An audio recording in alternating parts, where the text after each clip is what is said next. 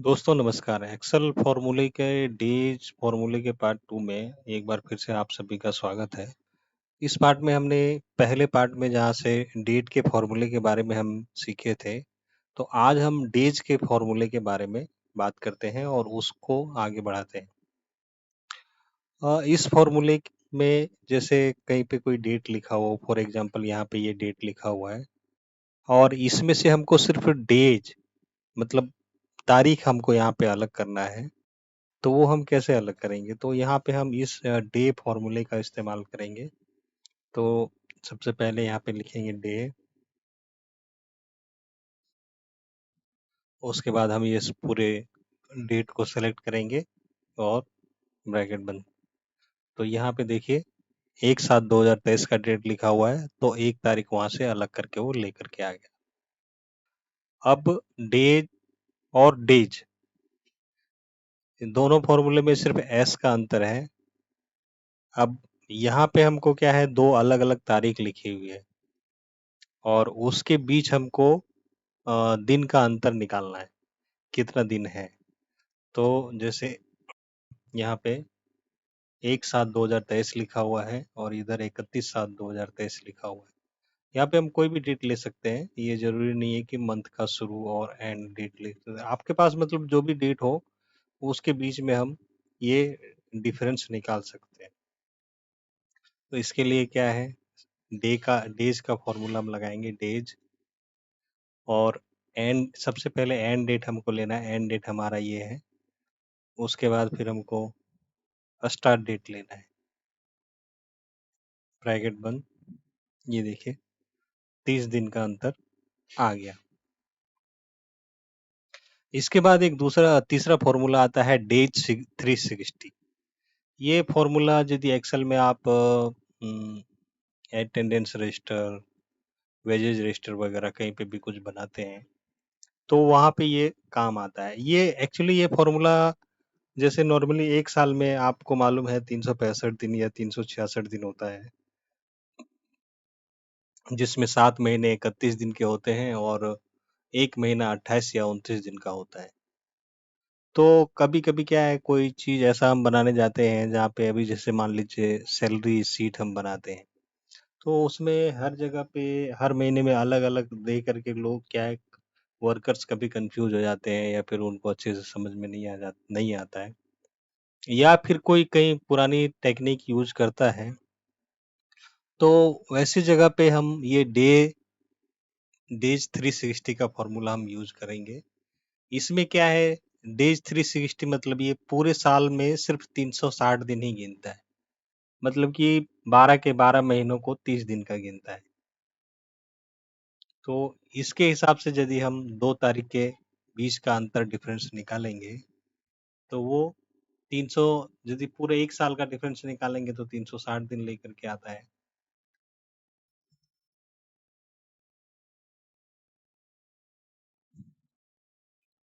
Start date, उसके बाद and date,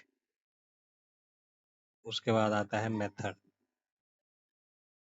method ये ट्रू और फ़ॉल्स का है, दोनों में से जो आपको ठीक लगे। Start and end date will appear to 30 days month wise और ये नीचे वाला यदि आप लेंगे तो इसमें start date end date that 31 days month will be appear. यदि 360 दिन वाला चाहिए तो ऊपर वाला लेना है, 360 दिन वाला नहीं चाहिए तो नीचे वाला लेना है। तो यहाँ पे हम ये वाला सेलेक्ट करेंगे, ये हो गया।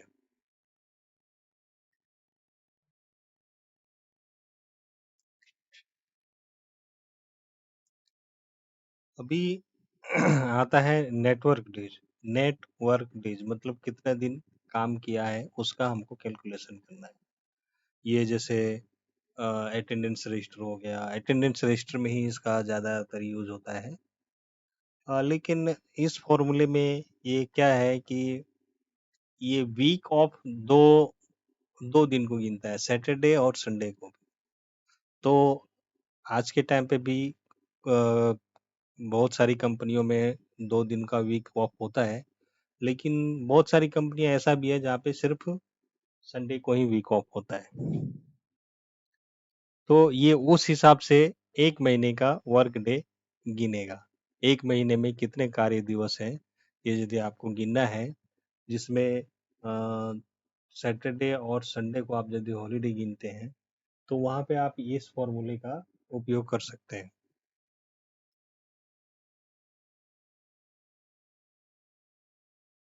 नेटवर्क डेज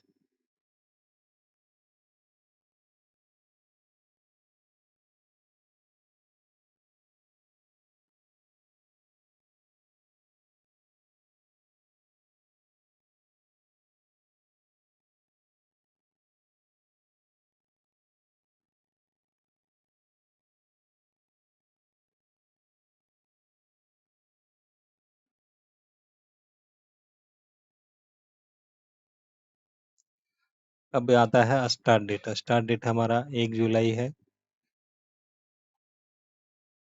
कॉमा उसके बाद एंड डेट। अब आता है हॉलीडेज। हॉलीडेज भी यदि आप इसके अंतर्गत गिनना चाहते हैं, जैसे मान लीजिए जुलाई का महीना है, तो एक एग्जाम्पल के तौर पे मैंने यहाँ पे 3 तारीख लिखे हैं, जिस तारीख को हॉलीडेज था। 5 तारीख को हॉलीडे था, 14 तारीख को हॉलीडे था, 26 तारीख को हॉलीडे था।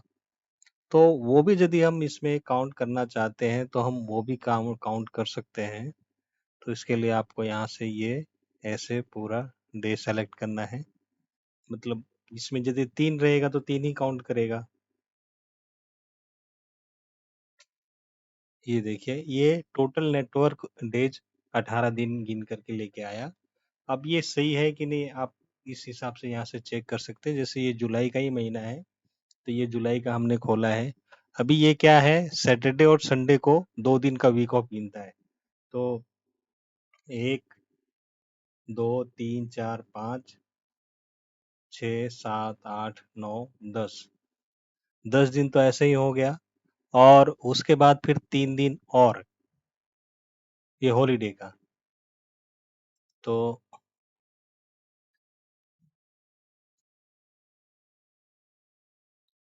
सैटरडे 5 दिन,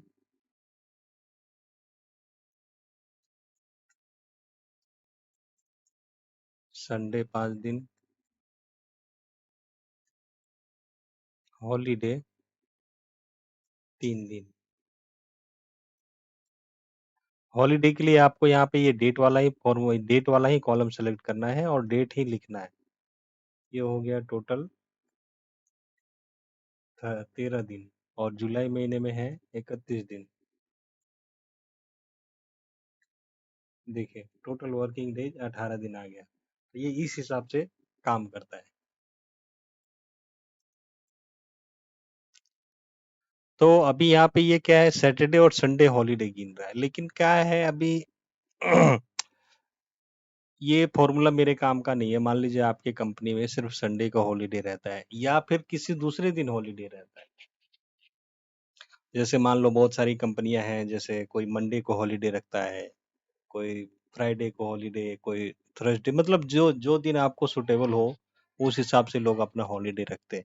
तो वहां पे ये फॉर्मूला हमारा किसी काम का नहीं है, क्योंकि ये हमको ऑप्शन नहीं देता है, ये ऑटोमेटिक कैलकुलेट कर लेता है। तो इसका तोड़ क्या है, मतलब ये हमारे काम का नहीं है, तो फिर हमारे काम का फॉर्मूला ये है। यहाँ पे आपको जो चाहिए, जैसे चाहिए, उस हिसाब से आप कैलकुलेट कर सकते हो, और यहाँ पे आपको ये पूरी आज़ादी देता है। तो ये कैसे काम करता है, ये हम देखते हैं।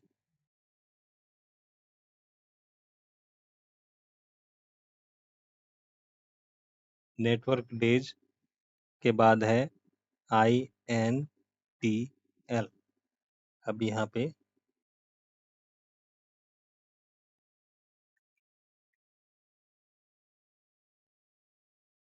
पे एक स्पेलिंग मिस्टेक है।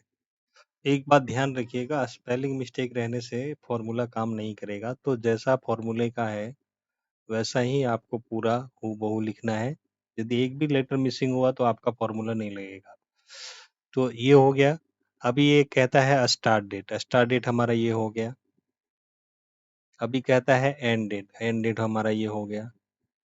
अब यहाँ पे हमको जैसे हमने ये किया, ये हमारे पास ऑप्शन खुल गया कि आप कौन-सा हॉलिडे आपको चाहिए। सैटरडे, संडे का चाहिए तो हमको 1 नंबर सेलेक्ट करना है, संडे, मंडे चाहिए तो 2 नंबर सेलेक्ट करना है, मंडे, ट्यूसडे चाहिए तो 3 नंबर, ट्यूसडे, वेडनेसडे चाहिए तो 4 नंबर, वेडनेसडे, थर्सडे चाहिए तो 5 नंबर, थर्सडे, फ्राइडे चाहिए तो 6 नंबर। मतलब जो भी हमको चाहिए, केवल ओनली संडे भी चाहिए तो संडे हम सेलेक्ट कर सकते हैं, ओनली मंडे चाहिए तो मंडे सेलेक्ट कर सकते हैं। मतलब इसमें पूरा आपको जो चाहिए उस हिसाब से आप सेलेक्ट कर सकते हैं। तो जो भी हमको सेलेक्ट करना है उसका नंबर हमको यहाँ पे लिखना है। तो एक एग्जांपल के लिए हम मान लेते हैं कि हम खाली संडे ओनली सेलेक्ट करते हैं। तो संडे ओनली के लिए हम 11 लिखेंगे। उसके बाद फिर पूरा कॉलम सेलेक्ट करना है।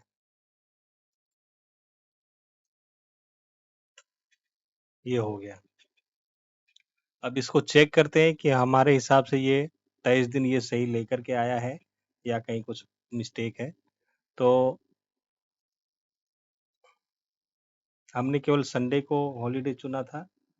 तो 1, 2, 3, 4, 5, 5 संडे है।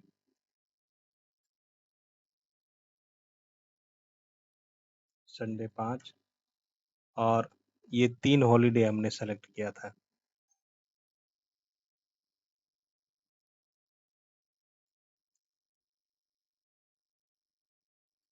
ये हो गया 8 दिन। अभी 31 माइनस 8, ये देखिए 23 दिन लेकर के आया। तो मुझे लगता है ये सब फॉर्मूला भी क्लियर हो गया होगा आप लोगों के।